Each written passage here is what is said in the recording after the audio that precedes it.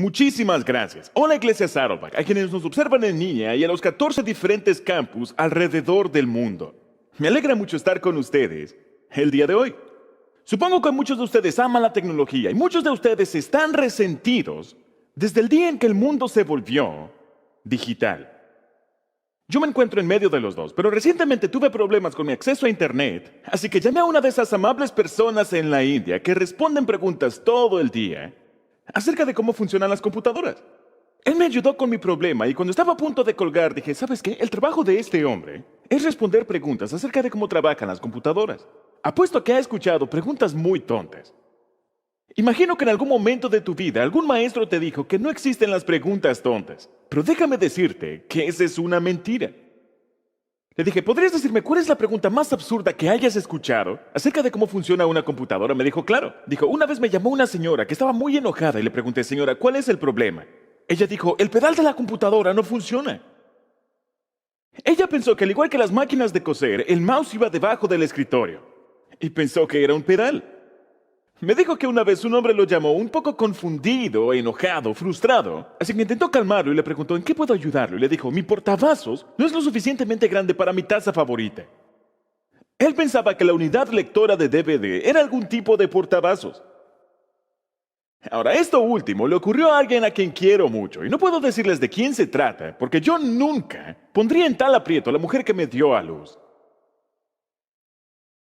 Mi madre está muy avanzada tecnológicamente hablando. Ella me sigue en Twitter y ahora me sigue en Instagram.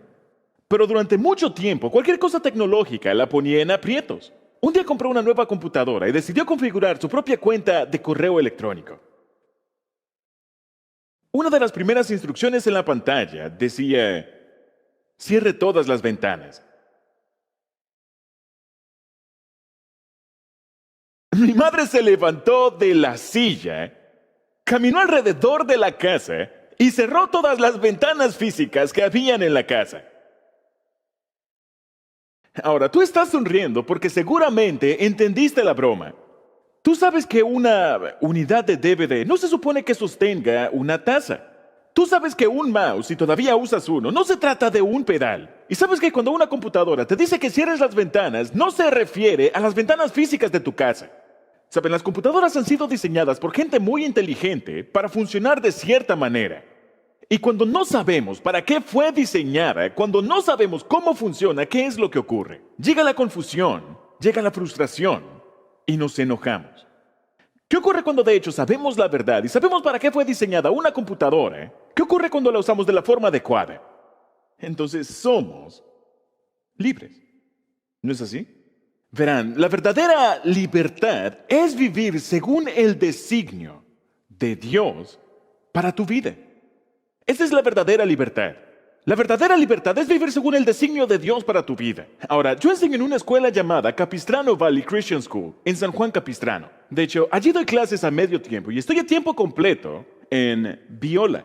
Y a menudo le pregunto a mis estudiantes, lo hago todo el tiempo, ¿cómo definen la libertad? ¿Saben cuál es la respuesta más común que recibo? Es que la libertad es hacer todo aquello que quieras hacer.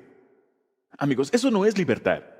La verdadera libertad es vivir de acuerdo al designio de Dios para tu vida. Piénsalo. ¿Has observado cuál es el primer atributo que se nos dice acerca de Dios en la Biblia? En el principio, Dios creó. Se nos dice que Dios es el creador antes de decirnos que Dios es amor, que Él es justo, que Él es santo, que Él es misericordioso. ¿Por qué? Porque cuando algo ha sido creado, tiene un propósito. Las computadoras son creadas y tienen un propósito en una función específica. En Génesis aprendemos que Dios es el creador, que hay un propósito para el trabajo, un propósito para la familia, un propósito para el sexo, hay un propósito para el matrimonio. Y es solamente cuando conocemos esa verdad y vivimos de acuerdo a ella que tenemos verdadera libertad. Es por ello que si queremos saber cómo deberíamos vivir y por qué estamos aquí, tenemos que saber de dónde venimos. Si queremos saber cómo deberíamos vivir y por qué estamos aquí, tenemos que saber de dónde venimos. Me siento honrado de dar inicio a esta serie acerca de las grandes preguntas. Y estamos partiendo de un lugar muy obvio, y es de dónde venimos. Ahora, esta es la gran pregunta que abarcará toda esta serie. Y se trata de esto. ¿Somos un subproducto accidental de las fuerzas de la naturaleza? ¿Eres un accidente cósmico? o somos el pináculo de la creación establecido por un Dios amoroso y personal. ¿Eres un accidente y por lo tanto debes definir la verdad? ¿O existe un creador y somos libres solamente cuando vivimos de acuerdo a su diseño para el mundo? Ahora, cada sistema de creencias responde a esta pregunta. De hecho, todas las perspectivas mundiales responden tres grandes preguntas. Y la primera es el origen. ¿Cómo llegamos aquí? ¿De dónde venimos? ¿Hacia dónde nos dirigimos? Todos los sistemas de creencia comienzan con la pregunta de origen. ¿Por qué estoy aquí? Y luego tenemos el dilema que dice, ¿qué salió mal? ¿Qué salió mal? ¿Cuál es el problema en el mundo? Y luego 3, la resolución. ¿Cómo puedo solucionarlo? Esto es todo. ¿Por qué estoy aquí? ¿Qué salió mal? ¿Y cómo puedo solucionarlo? Todos los puntos de vista o creencias mundiales responden estas tres preguntas. Tomemos el budismo, por ejemplo. El budismo dice que hemos estado eternamente aquí, algo así como en ciclos de reencarnación. Y lo que salió mal es lo que sufrimos.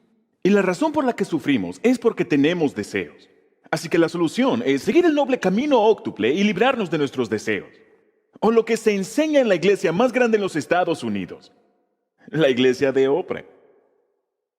Lo siento, Saddleback, pensaron que hablaba de ustedes. Ella enseña teología. Teología de la nueva era. La historia del origen es que siempre hemos formado parte de la conciencia de Dios. El problema es que hemos olvidado que somos Dios. Y la solución, recordar constantemente que somos Dios. Tomemos el secularismo humanitario. Tenemos la historia atea de la evolución. El problema del mundo es la religión, así que la solución es deshacernos de personas como tú y deshacernos de personas como yo. Esa es la historia del secularismo humanitario. De hecho, todas las películas hacen esto.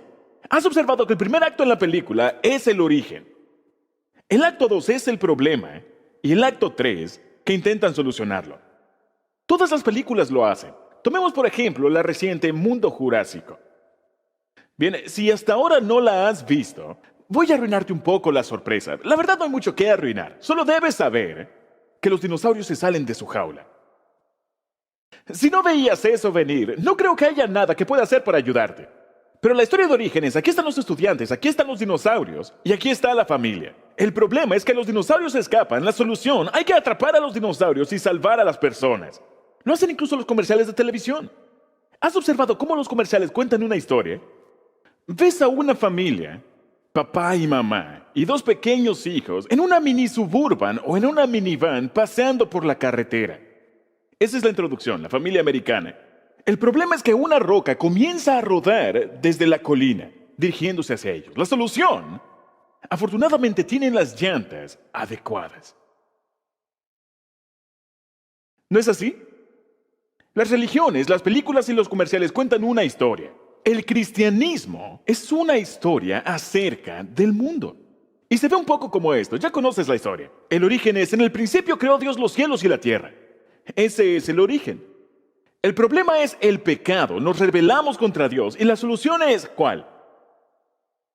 Bien, no puedo escuchar a las personas que me están viendo en video, pero aquí en vivo escuché a 2 personas diciendo la respuesta correcta. Déjame decirte algo. Si estás en la iglesia y no sabes la respuesta de algo, solamente di Jesús. Mi familia está aquí acompañándome el día de hoy. Y mi hija, que está en 3er grado, cuando estaba en el jardín infantil, ella aprendió que tenía que levantar la mano y esperar a que la maestra le diera permiso para responder. La maestra dijo, clase, alcen la mano si saben la respuesta. Voy a empezar con una pregunta fácil. ¿Qué es gris? Tiene una cola peluda y se sube en los árboles, pero ninguno de ellos alzó la mano. Ella pensó, qué raro. Dijo, clase, alcen la mano si saben la respuesta. ¿Qué es gris? Tiene cola peluda y se sube en los árboles, pero nada. Ella dijo, clase, alcen la mano si saben la respuesta. ¿Qué es gris? Tiene cola peluda y se sube en los árboles. Hasta que finalmente Johnny, un compañerito de mi hija, alzó la mano y la maestra dijo, dime Johnny. Él dijo, yo diría Jesús, pero eso para mí suena como una ardilla. Ya conoces la historia cristiana. Dios nos creó, nos rebelamos a través del pecado y recibimos la vida eterna a través de Jesús. Ahora, la historia del darwinismo naturalista es algo muy diferente. De acuerdo con un nuevo ateo influyente que dijo, y cito, Darwin ha implicado que la humanidad ha sido desarrollada por accidente. Esa es la parte del origen. Tú no fuiste hecho a la imagen de Dios, no fuiste planeado, eres un accidente cósmico. Esa es la parte del origen. El problema con el mundo no es el pecado, sino que el dilema, el problema es que la evolución es un proceso torpe. ¿Y cuál es la solución? La solución es que debemos resolver nuestros propios problemas, usualmente a través de la ciencia. Ahora, el mismo Darwin estaba consciente que si creía su historia del origen de las especies, ¿qué era lo que seguía? Él escribió en su autobiografía y dijo, la perspectiva actual de la mayoría de los físicos es que el Sol y todos los planetas eventualmente serán muy fríos para la vida, a menos que un gran cuerpo reemplace al Sol y nos dé vida fresca.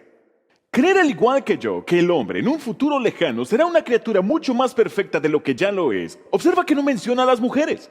Ellas ya son perfectas y el hombre simplemente intenta seguirles el paso. Él dice, es un pensamiento intolerable que él y todos los demás seres sintientes están condenados a una aniquilación completa después de un largo proceso continuo tan lento. ¿Qué perspectiva más depresiva? Darwin entiende que de donde venimos, el origen de nuestra historia, da forma a la manera en que deberíamos vivir y hacia dónde nos dirigimos. Ahora, solamente porque al no haber un Dios, esto resulte en un hecho no placentero, no significa que sea falso. Eso no es suficiente. La pregunta es, ¿cuál es la verdad? Ahora, yo escribí un libro llamado Entendiendo el Diseño Inteligente, en el cual profundizo en mucha evidencia científica, apuntando hacia la existencia de un diseñador. Lo escribí con un amigo mío llamado el Dr. William Dembski, quien tiene 2 doctorados.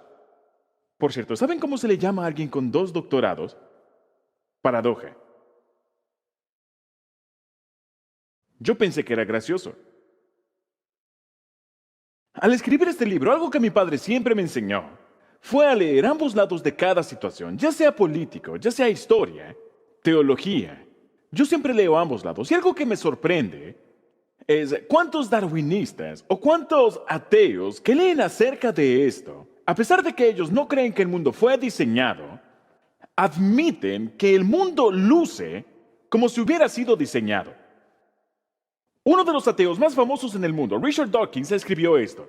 Él dijo, la biología es el estudio de cosas complicadas que dan la apariencia de haber sido diseñadas con un propósito. Ahora, algo corre como un perro, come como un perro, huele como un perro, nada como un perro. ¿Qué creen ustedes que es? Y no digan Jesús. Cometí el error de haber compartido esa historia de la respuesta es Jesús. Ups, mal ejemplo.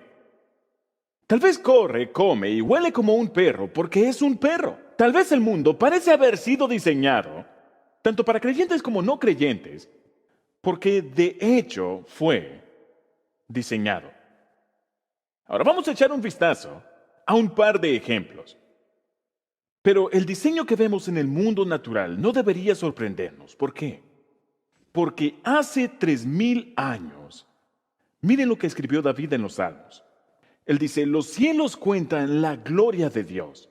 El firmamento proclama la obra de sus manos. Un día comparte al otro la noticia. Una noche a la otra se lo hace saber. El mundo natural revela verdades acerca de su creador. Entonces echémosle un vistazo a un par de ejemplos. Y para empezar, en el libro Entendiendo el Diseño Inteligente, el Dr. Dembski y yo estudiamos unas 5 o 6 disciplinas, cosmología, física, etc. Y demostramos que cuanto más estudias estas disciplinas, más puedes ver la huella de un diseño inteligente. Tenemos tiempo para ver solamente 2, así que vamos a empezar con la física. Ahora, imaginen que ustedes vienen y me acompañan a San Juan Capistrano, cerca de donde vivo. Ahora saben, en San Juan Capistrano sí tenemos una misión, pero también hay un enorme terreno sin desarrollar al lado este de la carretera. E imaginen que vamos caminando por la colina y llegamos a esta cabaña abandonada. Y dices, aquí hay algo extraño, quiero entrar a investigar esa cabina. Así que entras y ves algo poco probable. Escuchas tu canción favorita sonando en el fondo.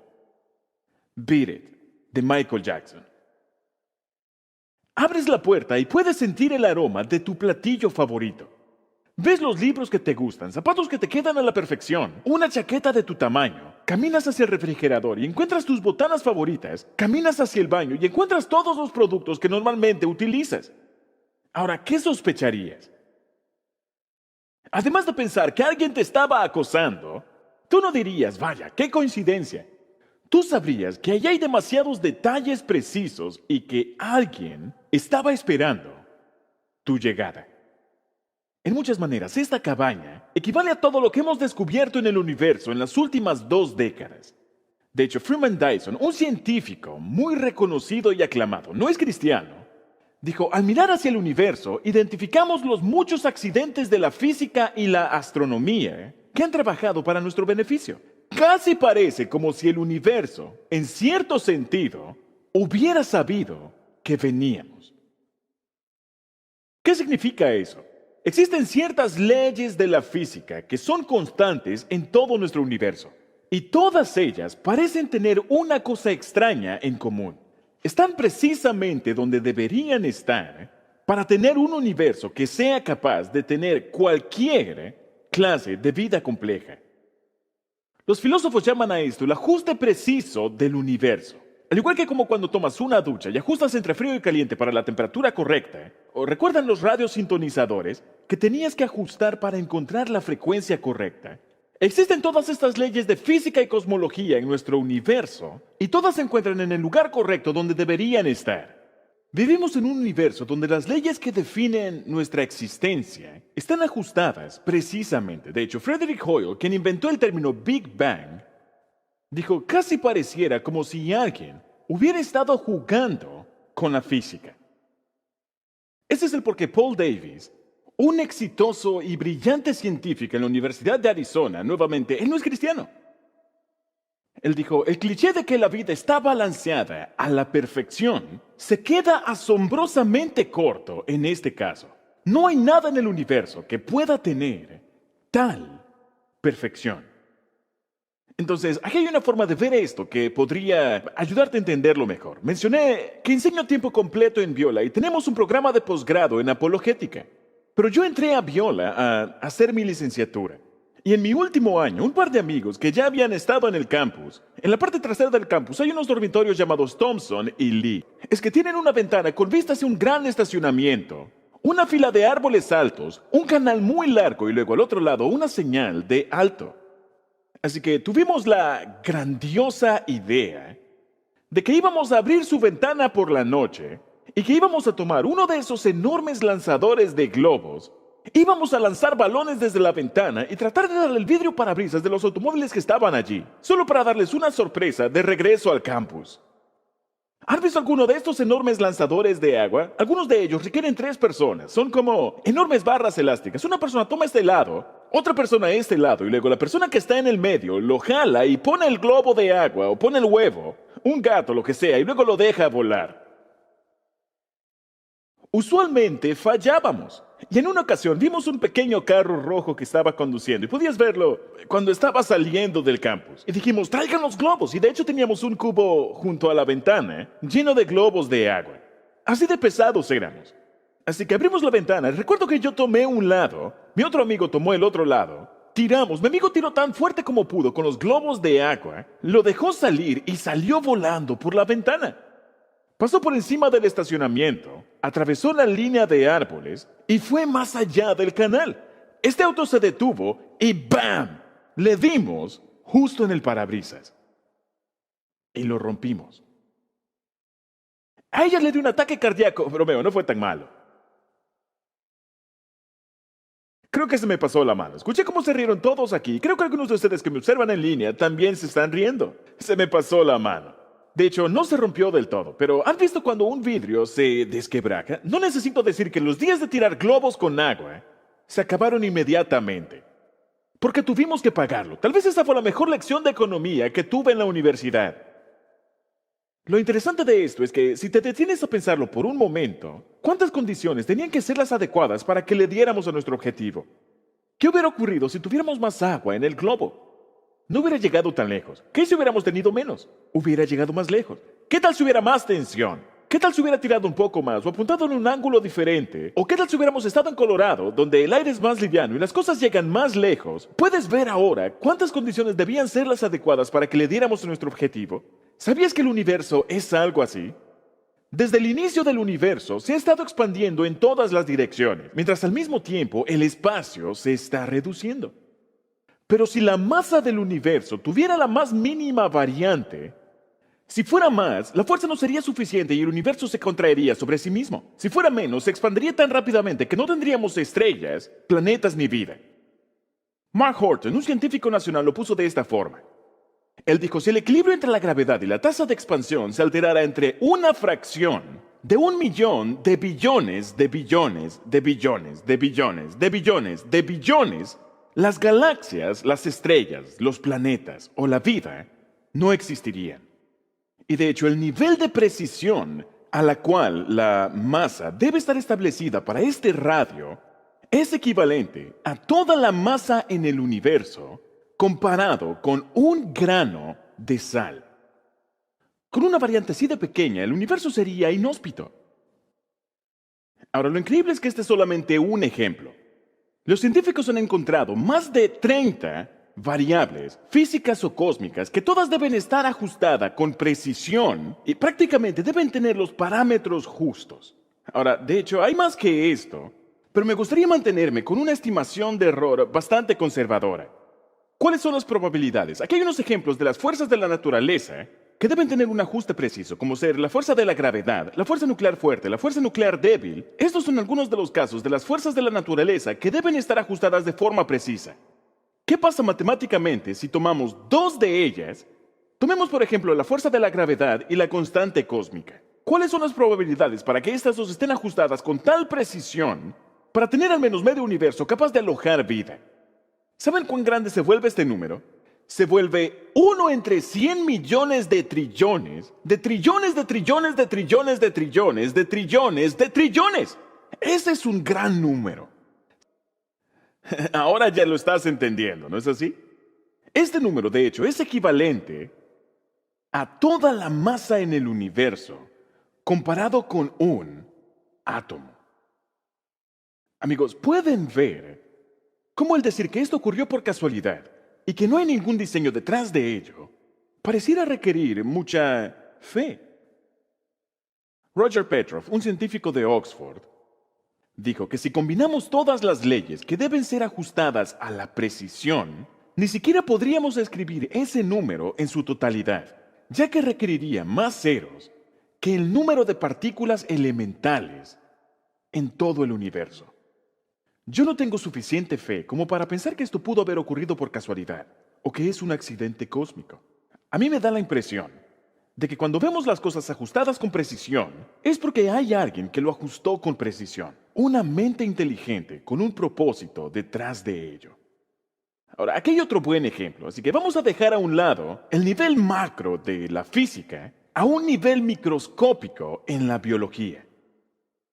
Imagino que la mayoría de ustedes en algún momento de su vida han tomado una clase de biología. Ahora, si has estudiado biología, seguramente recordarás que es el estudio de los sistemas vivientes, es el estudio de la vida, pero esa es solamente una parte de la verdad. El noble señor David Baltimore, en un discurso bastante amplio, dijo que la biología moderna es una ciencia de información. Es una ciencia de información. Verán, en 1953, Watson y Crick descubrieron el ADN. Descubrieron que el ADN tiene una base de información y que la función de la vida es guardar y procesar y transferir esa información. Así que si quieres explicar cómo llega la vida a algo sin vida, debes tener un reporte adecuado de cuál es el origen de toda esta información. Ahora, ¿cuál es la mejor forma de explicar de dónde viene esta información? Ahora, primero que todo, retrocedamos y pensemos acerca de cuánta información hay en el cuerpo humano. Ahora, un cuerpo humano adulto promedio tiene un estimado de 100 trillones de células. Si sacaras el ADN que hay dentro de una célula y la desenrollaras, mediría unos 2.7 metros. Eso significa que todo el ADN que hay dentro de tu cuerpo puesto junto iría de aquí hasta el Sol y de regreso unas 70 veces. ¿Saben? Es increíble simplemente pensarlo. Pero, ¿qué hace el ADN? El ADN guarda información. Ese es su propósito. De hecho, un estimado conservador dice que la capacidad de almacenaje de una célula en tu cuerpo es el equivalente a 8 billones de letras, 500 millones de palabras, o unos 8,000 libros. 8,000 libros. Un estudio más reciente, y todos estos son estimados sofisticados. Evolution News and Views ha estimado que la capacidad de almacenamiento de una célula en tu cuerpo equivale a 500,000 DVDs. ¿No te gustaría tener una tarjeta de memoria con 500,000 de películas almacenadas? Algunos de ustedes se aburrirían aún así. Incluso Bill Gates, el fundador de Microsoft, él comprendió cuán complejo y sofisticado es el ADN. Y él lo puso de esta forma. Dijo, el ADN es como un programa de computadoras, pero mucho, mucho más avanzado que cualquier software que hayamos creado. Ahora, esto genera una pregunta muy delicada e interesante. Cuando vemos dentro del ADN en el cuerpo humano, vemos más sofisticación, más complejidad, más información y almacenamiento que cualquier cosa que los humanos podamos crear. ¿Cuál posiblemente sea la mejor explicación para toda esta información? Bien, una explicación común, de hecho, me recuerda a un videoclip de una de mis comedias favoritas. Echemos un vistazo.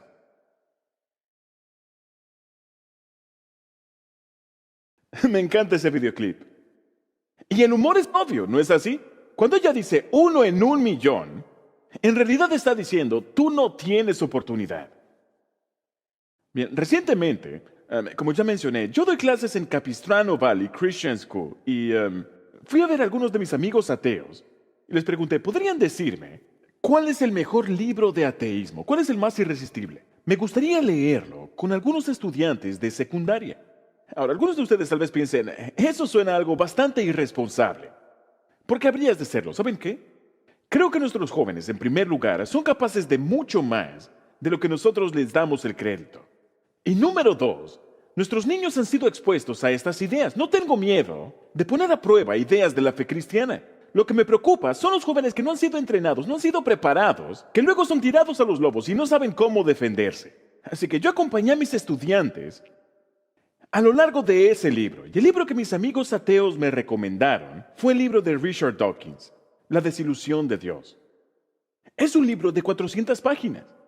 Así que acompañé a 12 estudiantes de secundaria a leer este libro. Y llegamos al punto donde él está dando una explicación acerca del origen de la vida. ¿Y saben cuál es esa explicación? La suerte. Una casualidad. La pregunta es, cuando ves lo sofisticado del ADN, ¿es esta una explicación adecuada para explicar toda la información que podemos ver? Esa es la pregunta. Bien, en el libro, Entendiendo el diseño inteligente, el Dr. Dembski y yo contactamos a un físico cuántico computacional del MIT.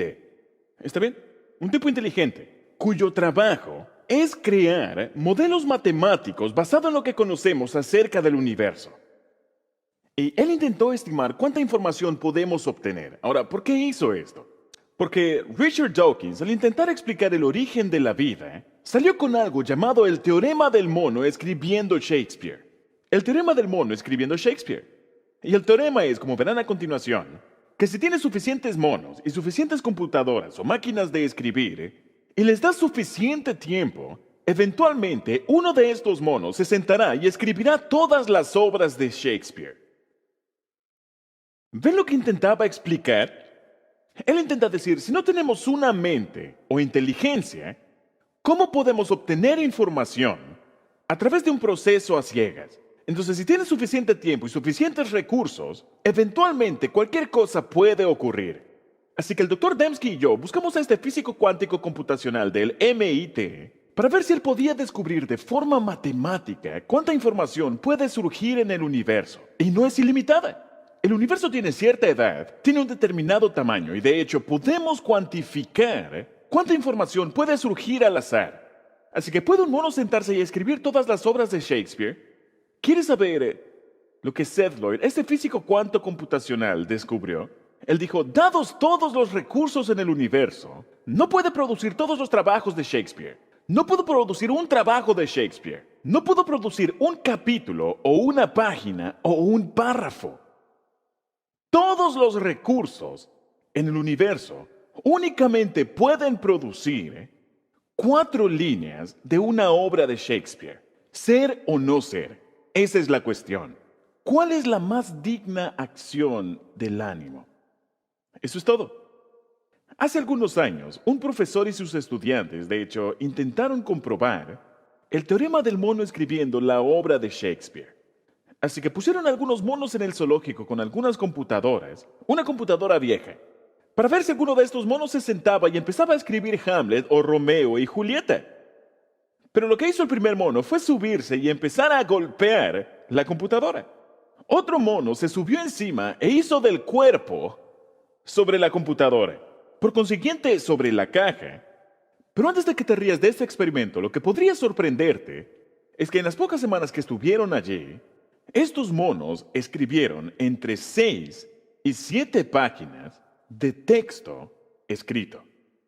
En serio, estos monos produjeron entre 6 y 7 páginas de texto escrito. Una línea de A's, L's y M's, de vez en cuando una G y unas cuantas S, pero ni una sola palabra. Ahora, por si acaso no tienes suficiente material de lectura, puedes de hecho comprar las obras de literatura de estos monos. Han sido compilados en un volumen llamado Notas hacia las obras completas de Shakespeare. Y de hecho puedes comprarlas en línea. Y si te estás riendo de alguno de estos intentos por explicar, porque sabes que algo es obvio, de hecho, si vienes a visitarme, digamos que caminamos por la playa, en la playa que está cerca de donde vivo, y encuentras estas marcas sobre la arena que dicen, escritas dentro de un corazón, Juan ama a María. Ahora, ninguno de ustedes se detendría a pensar, vaya, yo no sabía que en las playas del sur del condado de Orange, que cuando las mareas suben y bajan, pueden dejar mensajes provenientes del fondo del océano.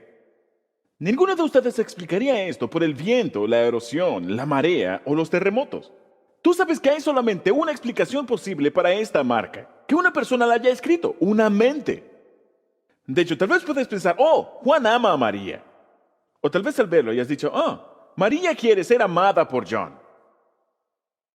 Pero sabes que la única explicación posible es que una mente inteligente la haya escrito. Stephen Myers, un filósofo de ciencia entrenado en Cambridge, en su libro La firma de una célula, dijo, cada vez que nos encontramos con información específica y sabemos la historia causal de cómo surgió esa información, siempre nos encontramos con que surgió de una fuente inteligente. Y él está en lo correcto. Si tienes una camisa con un escrito, puedes trazarlo hasta su diseñador. Si tienes un libro, puedes trazarlo hasta su autor. Una publicación puede ser trazada hasta el periodista. Si recibes un texto y es legible, puedes trazarlo hasta la persona que lo escribió. Si sales a la calle y ves escrito en las nubes, toma Coca-Cola, y yo le preguntara a uno de ustedes, ¿qué fue lo que causó eso? No dirían, sí, una tormenta se aproxima desde el este. No dirían eso. Tú sabes que si la información toma Coca-Cola estuviera allí, un piloto o alguien más se le ocurrió buscar la forma de ir y escribirlo. Y cuando vemos nuestro ADN, no vemos el equivalente a Juan ama a María o toma Coca-Cola. Vemos más información, que es más sofisticada que cualquier otra cosa que los humanos pueden siquiera acercarse a crear. Al igual que el ajuste preciso del universo apunta hacia alguien, la información en el ADN apunta hacia un autor de la vida.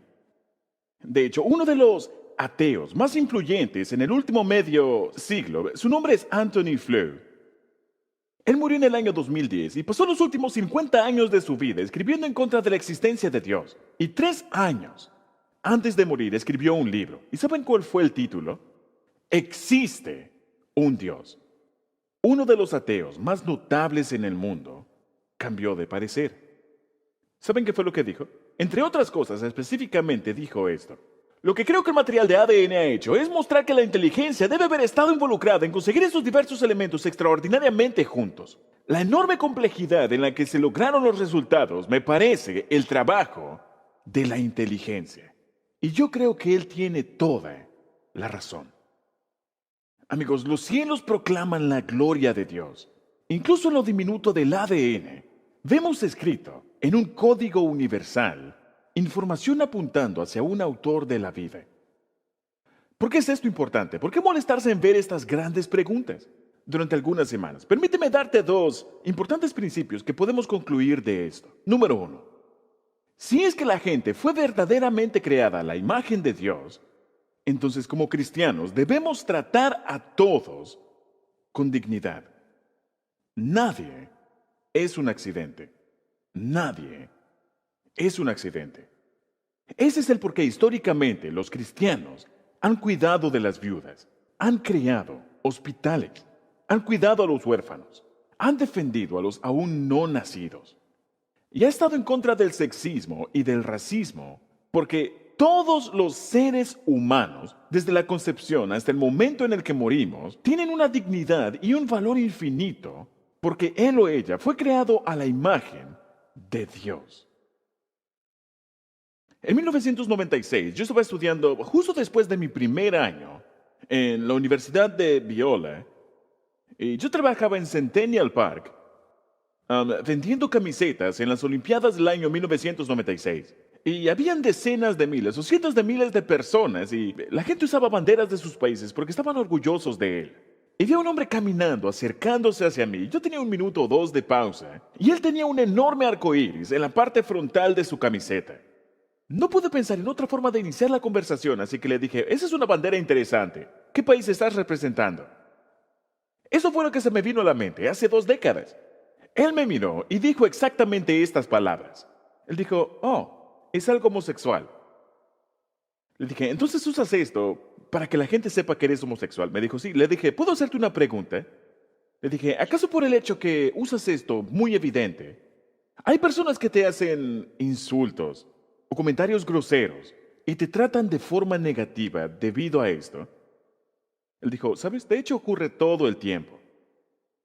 Este hombre tenía 45 o 50 años. Lo miré a los ojos y le dije, caballero, lamento muchísimo que la gente lo trate de esa forma. Eso no está bien. ¿Has visto alguna vez a alguien a los ojos y pareciera que pudieras ver su alma? Pude sentir su tristeza y su dolor. Él me vio, hizo una pausa y dijo, muchas gracias. Eres la persona más amable que he conocido en las Olimpiadas.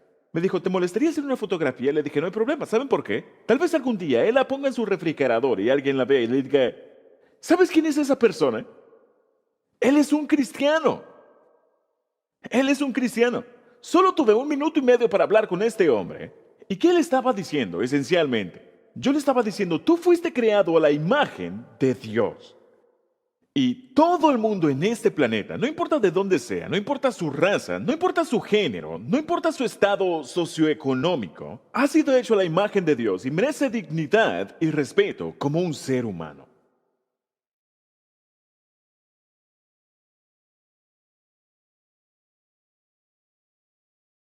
Segundo, si fuimos diseñados por Dios, al igual que una computadora tiene un propósito, fuiste diseñado para estar relacionado con Dios y con otras personas. Ese es tu propósito. Esa es definitivamente la razón por la que estamos aquí, para amar a Dios y amar a otras personas. Hace algunos años, la revista Times tenía una historia de portada llamada La ciencia de la felicidad. Y lo que ellos decían era, estas son todas las cosas que la sociedad en que vivimos dice que trae la felicidad, pero en realidad no tiene una diferencia estadística. Por ejemplo, ser joven, hacer mucho dinero, tener una buena educación. Vieron todo eso y dijeron, sí, eso tiene sentido, pero al final dijeron, hay 2 cosas con las que nos identificamos y con un mayor sentido de felicidad, que no significa que te sientes bien acerca de ti mismo, sino un mayor contentamiento, significado y gozo por la vida. Y cuando llegaron al final dijeron, estas son las 2 cosas que le traen más significado a las personas. Yo lo vi y no pude evitar no sonreír. No pude evitar no reír. ¿Saben por qué? Dijeron 2 cosas. Número 1, una relación con Dios y una relación con las demás personas. ¿Por qué sonreí? Porque hace 2000 años le preguntaron a Jesús, ¿cuál es el mandamiento más importante en toda la ley? ¿Y qué fue lo que él dijo? Él dijo, ama a Dios y ama a las demás personas. Me encanta. Se pone al día con la Biblia. Amigos, ustedes no son un error. Ustedes no son un accidente. Este no es un mundo sin propósito en el cual se define la verdad a medida avanzamos. Existe un Dios quien nos creó y quien se ha dado a conocer de muchas formas. Pero una de las formas es en la profundidad del universo. Salmos 19:2 nos lo dice. Y otra forma es como si Dios hubiera autografiado cada célula de tu cuerpo. Espero que sepas y que creas en el fondo de tu corazón que no eres un accidente, que no eres un error. Oro que trates a todos los seres humanos con dignidad y el respeto que se merecen, como portadores de la imagen de Dios. Y también que sepas profundamente que solamente en una relación con Dios, cuando amamos a Dios y amamos a otras personas, que somos verdaderamente libres. Amén. Vamos a... am,